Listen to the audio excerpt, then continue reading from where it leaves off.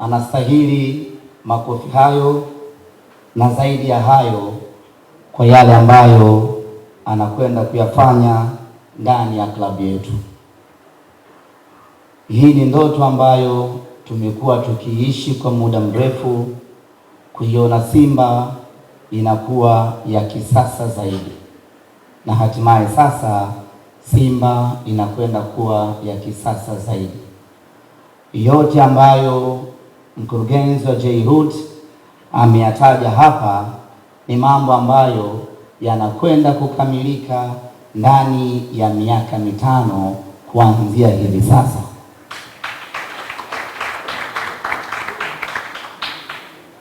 Kwa hiyo mawazo yote tuliyokuwa nayo ya kwamba tunahitaji kuwa na kiwanja chetu, tunahitaji kuwa na training facilities za kisasa, tunahitaji kuwa na medical center ya kisasa, yote yanakwenda kukamilika kuanzia hivi sasa.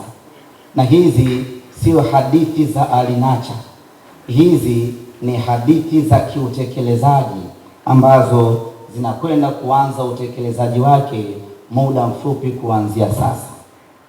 Ukitaka kuona J-Root hana mbambamba baada ya kusaini mkataba, ingekuwa mtu mwingine angesema subiri kwanza niuze jezi nione nimepata kiasi gani ndio nianze kuwekeza fedha, lakini baada tu ya kusaini mkataba akawekeza 30% ya mkataba wake, kwa maana 30% ya bilioni 5.6. Huyu mtu sio wa kawaida. Makofi mengi tafadhali.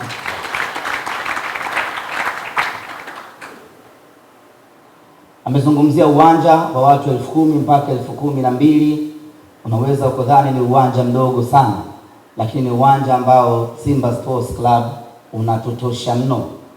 Kama mechi zetu za ligi tunacheza katika uwanja wa manispaa ya Kinondoni ambao unaingiza watu 4,000.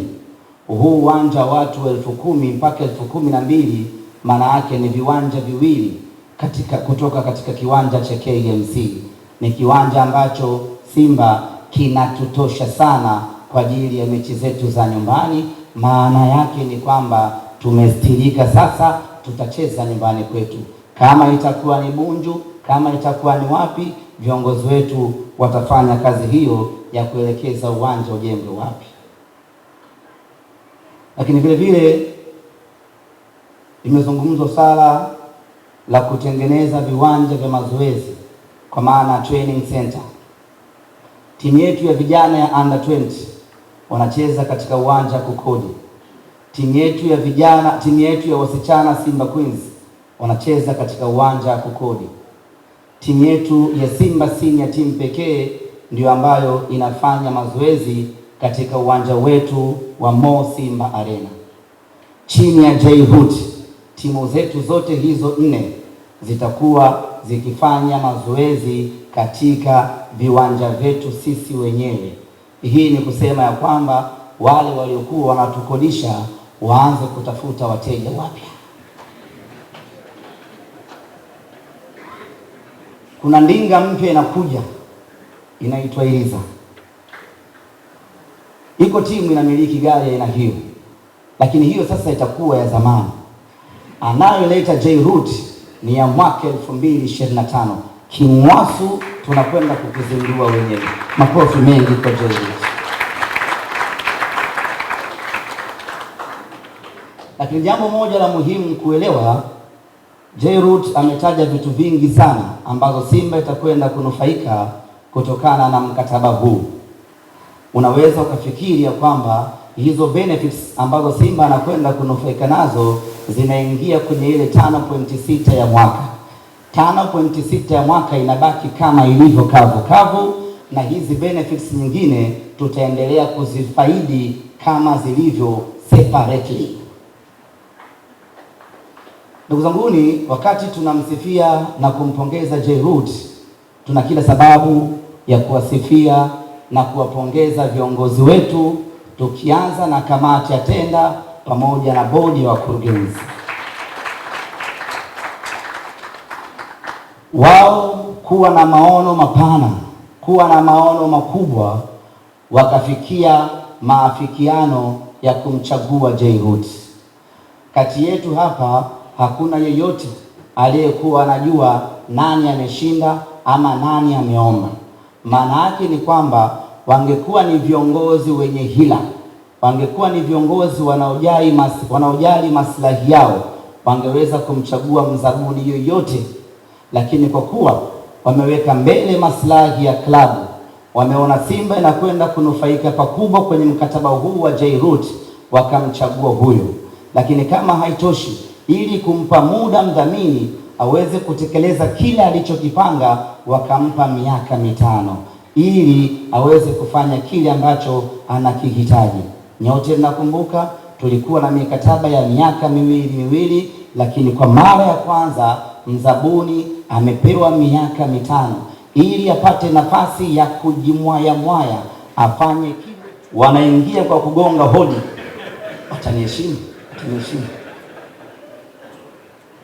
Lakini vile vile tunajengewa studio ya kisasa kabisa kwa ajili ya kurusha ama ya kutoa matangazo yetu.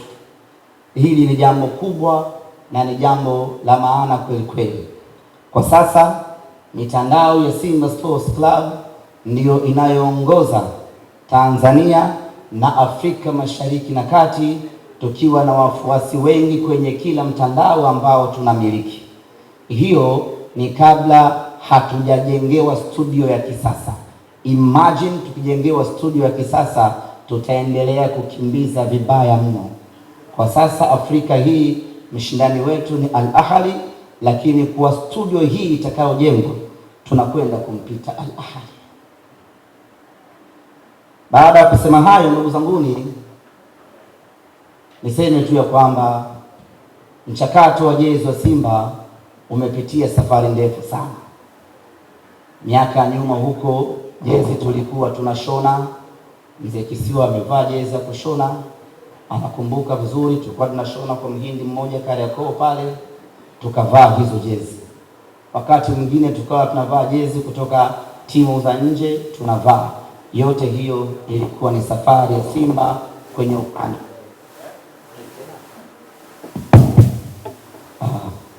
Tutakuwa tukulipi. Akaja U-Sport akaanza kututengenezea jezi za kisasa kwa kipindi hicho, na Simba tukavaa jezi hizo kwa kipindi kirefu. Baada ya kuvaa U-Sport kwa muda mrefu, hatimaye kwa mara ya kwanza tukapokea fedha nyingi kutoka kwa mzabuni wa jezi. Wakati huo kila mtu alimshangaa kumwona amewezaje kutoa fedha ya namna hiyo kwenye jezi. Si mwingine alikuwa ni Fred Vunja Bei kupitia Vunja Bei Group.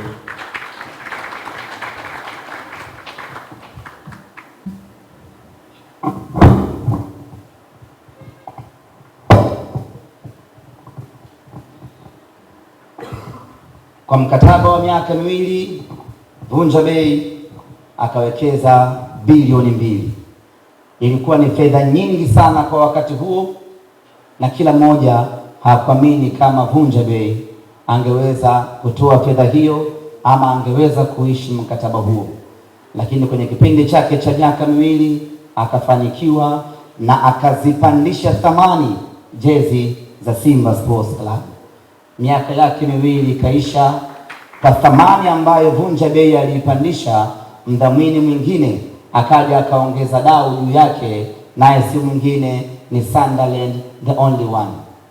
Kwa kipindi cha miaka 2 Sunderland the only one akawekeza bilioni 4, bilioni 2 kwa kila mwaka, na yenyewe ilikuwa ni fedha nyingi mno miaka 2 iliyopita, na alifanya hivyo kwa sababu alipokea kijiti chenye thamani kutoka Vunja Bei, na yeye akaipokea Simba Sports Club akaiongezea thamani jezi yetu, na akafanya kazi nzuri kwenye kipindi chake cha miaka 2.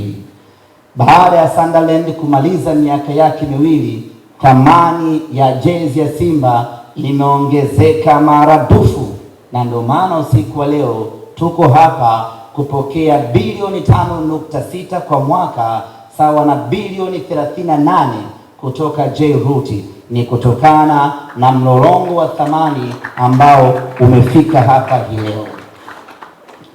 Kwa hiyo tuwapongeze wazabuni wote wa jezi waliowahi kufanya kazi na Simba, wametufikisha hapa kiasi cha kupokea fedha hii. Maana yake ni kwamba mtu mwenye ndoto ya kutengeneza jezi ya Simba baada ya miaka 5 aandae fedha nyingi kweli kweli, kwa sababu thamani ya Simba hairudi nyuma.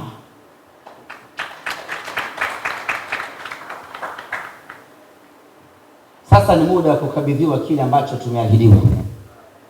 Nichukue nafasi hii kukualika kwenye stage mwenyekiti wa klabu ya Simba Murtaza Mangungu, lakini vile vile nikualike mwenyekiti wa kamati ya tenda Dr. Saif Muba,